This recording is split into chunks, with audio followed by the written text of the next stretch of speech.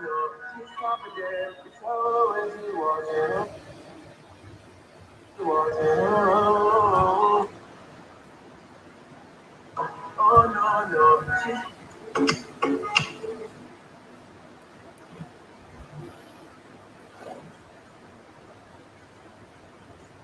right, we're just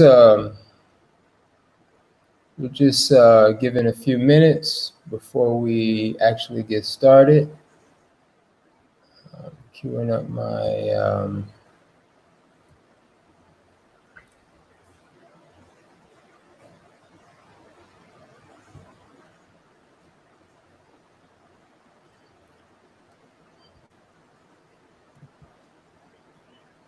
queuing up. So welcome to the weekly live stream.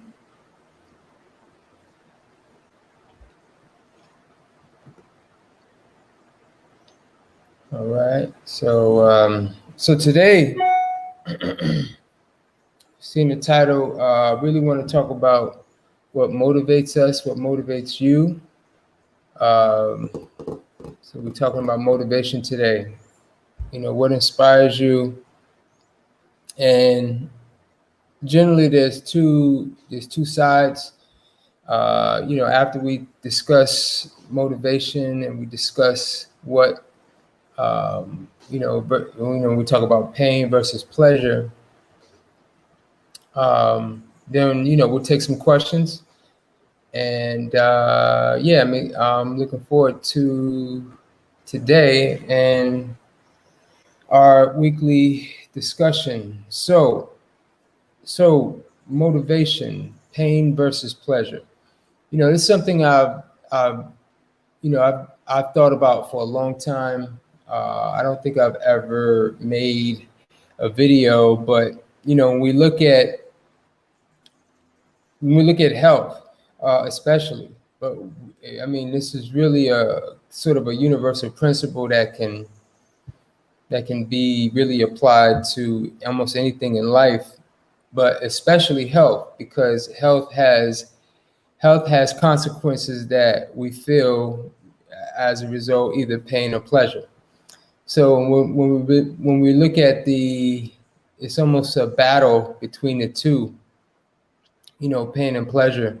You know, are we led? The thing is like, the question is are we led by pleasure or are we led by pain? And let me explain. So we really want to use pain.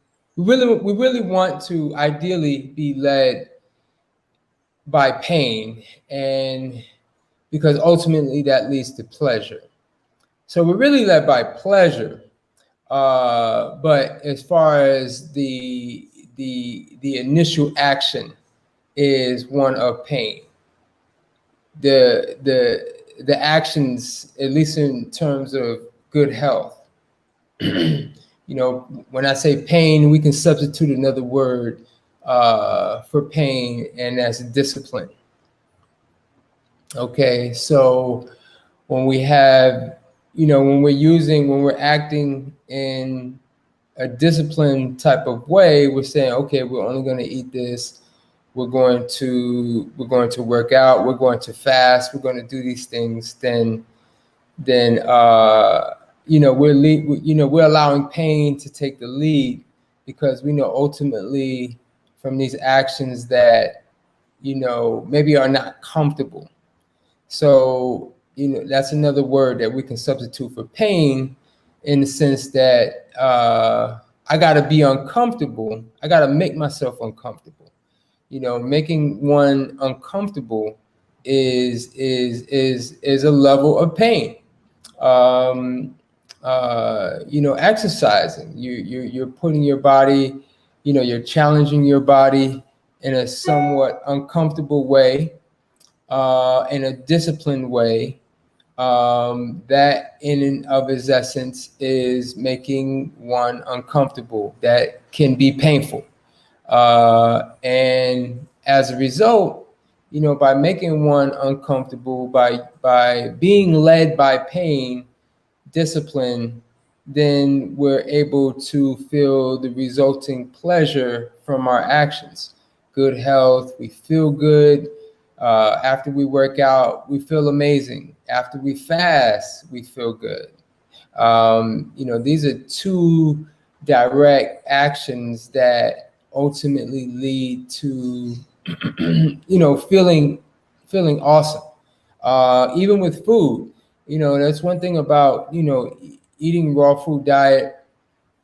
Any good chef can make any food taste good, but if that food is really, nourishing and sustaining in a wholesome, healthy way, then it should make you feel even better after you eat it. Where it may not give you maybe the exact kind of pleasure that you're used to, that addictive pleasure that certain cooked foods are going to give you. However, you're going to feel better afterwards, having eaten basically raw fruits and vegetables prepared in a loving manner. Okay, so these are some of the, when we talk about leading oneself with pain versus pleasure. Now let's flip the scales. We talk about like leading with pleasure. When we're led by pleasure, we're not acting with discipline. We're not acting with change. We're not acting with growth. We're acting with what feels good right at the moment. We're led by, whatever we would like to feel in terms of our comfort zone.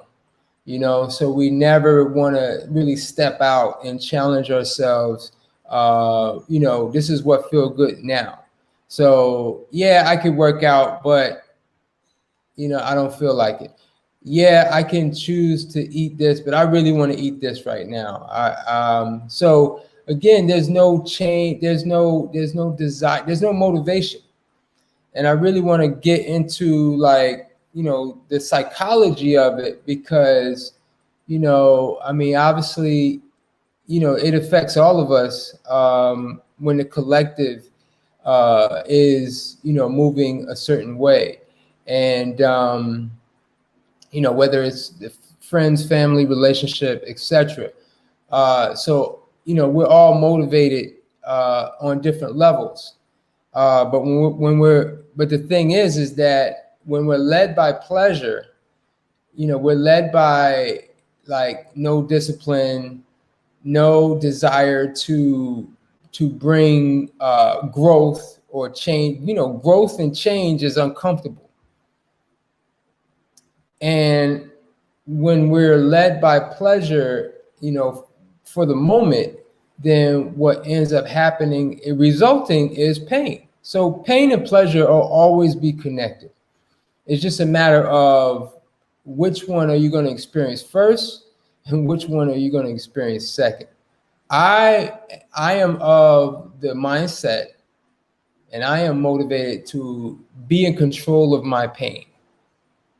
So again, it's about also control, because if we're taking the initiative to say, I'm going to be in control of my pain, I'm going to work out, I'm going to fast, I'm going to meditate, I'm going to do the things that are healthy and wholesome. I don't care how uncomfortable they feel, because I know the result is going to be everlasting pleasure. Well, at least pleasure until I got to bring more pain to myself. See, when when we flip it to the other side, when again, we're eating what we want, we're not fasting, we're not exercising, pain is coming. Pain is coming. And you're not going to know exactly when it's going to come. You're not going to know how it's going to come. But when it comes, it's going to come, and it's not going to feel good. And it ripples, because the more pain that one feels, you talk to anybody who, has any level of addiction, like addiction problem, addiction issues. And it's almost like, the more they do it, the more they want to do it, but they know that it doesn't feel good for them to do it, but they still do it. So, I think it's important to really get into, like I said, the psychology of all of these things, because I mean, again, they have it's everything. Pain and pleasure is everything.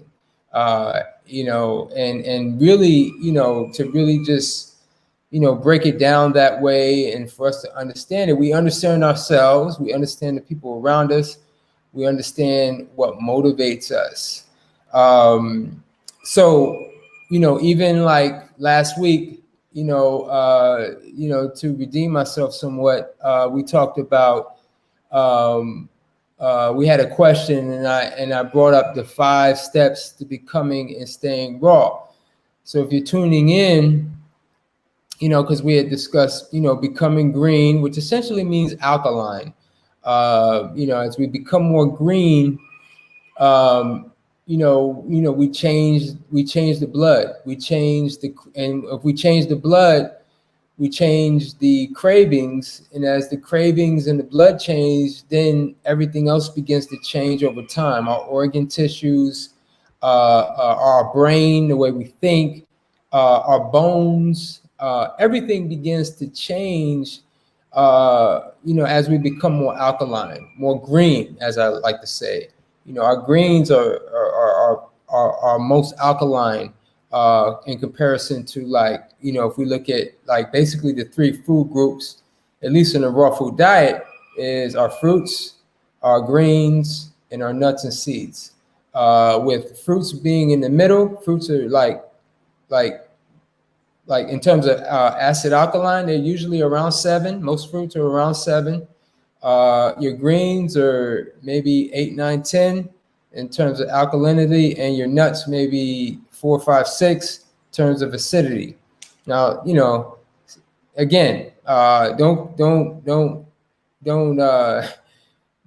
measure me to those exact numbers. It's a range, but for generally speaking, the green fruits are in the middle, greens are on one side of alkalinity, and nuts are on one side of acidity.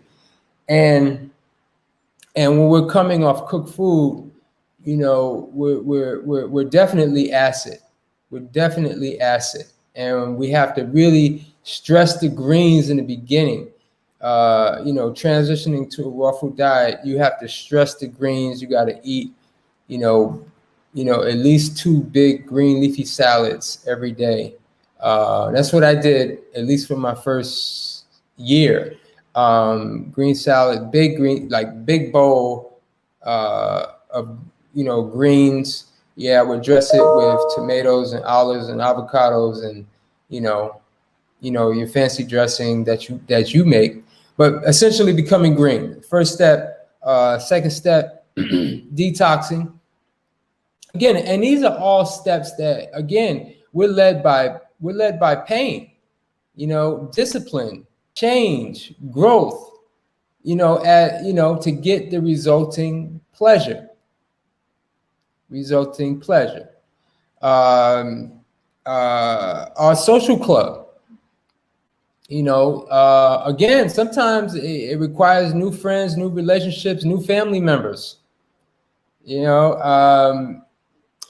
because, the social aspect is, when it comes to food, it's like everything.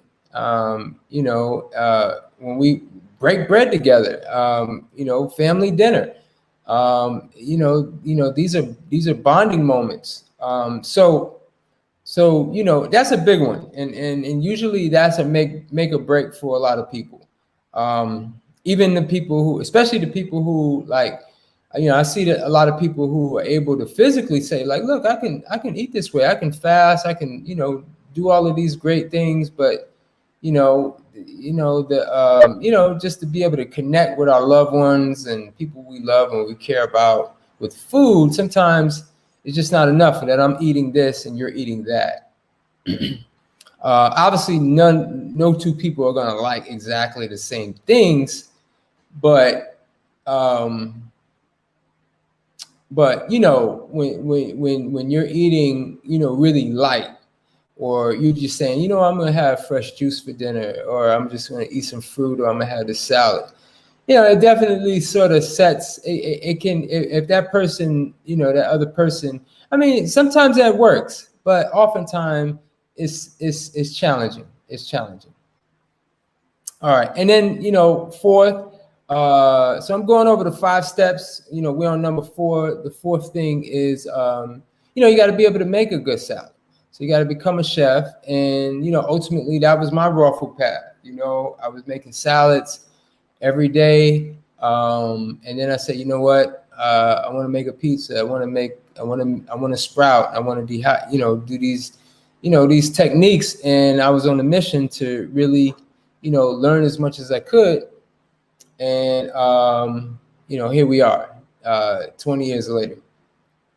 So you got to become a chef. And last but not least, this is the 5th one that I was not able to think of last week, was education. Education is a form of food and nourishment. We learn, who's our first teacher? Our mother, who nourish us, who feeds us, and who educates us. Our mother's our first teacher. So, education is a form of food, and education is also, it feeds us on a level that it inspires us. So, when we're inspired, when we understand, like when we study, like, for example, let's say you're fasting, right? It's a good idea to read a book about the benefits of fasting. It's a good idea to really, feed your mind, because that, your mind is a stomach.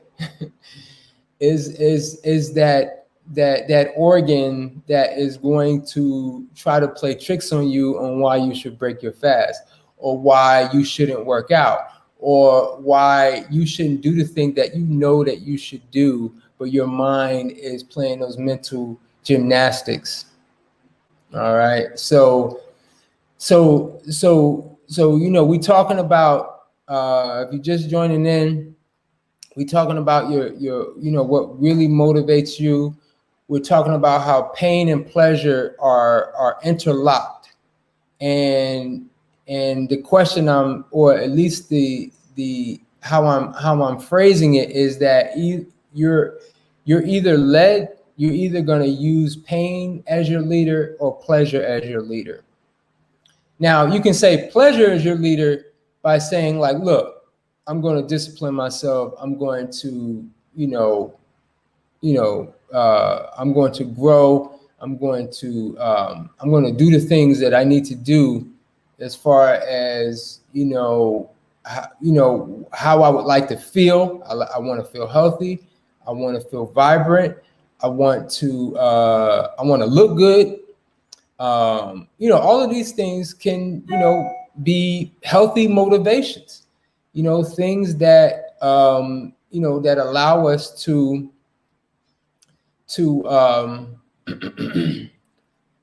become our best selves, and that's one of the things for me, it's always motivated me personally. Okay, there's a few more things I'm going to say, and then, we'll open it up for questions. Again, I appreciate y'all tuning in. I'm broadcasting live here from Panama, and I'll be back in the U.S. For the latter part of November, but then I'll be here for the whole month of December. We still have openings if you're interested. If there's still opportunity to come. You can still get a ticket, fly and obviously come. We got our program for the whole month. We got some exciting things that are lined up. So looking forward to seeing you. So I don't know if you've seen I did a blog maybe a few weeks ago, and I talked about truth versus fiction, or truth versus beliefs. And I basically, it was basically sort of a big lesson for me, for 2020 and 2021, understanding people's, beliefs versus truths. Not to say that my beliefs are truths or your beliefs are truths, but generally what I've seen, just really, especially engaging with thousands of people over the, I don't know, a good 12 to 18 months over social media, which is what a lot of us did, given the nature of the pandemic and the lockdowns and such. It really hit home for me that, you really have, essentially, I think it comes down to, you can break people up into two groups, and this is the divide that you see, whether you want to call it Republican versus Democrat, liberal versus conservative, woke versus not woke. However you want to organize it or label it. Essentially, you have one group over here or another group over here, and the thing is that, regardless of the facts, we're spiritually going to be aligned with one belief or one truth and another belief or another truth, because again, who's to say that your beliefs are not truth? And the thing is that, I think, well, just remembering it, no one can really,